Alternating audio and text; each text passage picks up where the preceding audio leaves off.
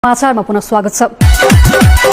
आज चाहिँ मलाई उठ्ने बित्तिकै दामी जाँगर आइरहेको थियो, त्यही भएर मैले यता रुम पनि मिलाइसकेँ। अनि बाहिर गएर हेरेको छिमेकीको छोरा आएर बसिरहेको रहेछ। अनि बिस्कुट दिएको त खाँदैन पो, यसको पनि केटी जस्तै भाउ बढ्न थालेछ। अनि आज चाहिँ बिहान बिहानै पुरै सफारीवाला साथी क्यारम बोर्डमा च्यालेन्ज दिँदै आज त नि लान्छु भन्दै पो बोलाउँछ। अब मलाई यस्तो च्यालेन्ज दिएपछि चाहिँ फेरि मेरो रोकिने बानी छैन क्या, त्यही भएर सुरु भयो हाम्रो क्यारम बोर्ड।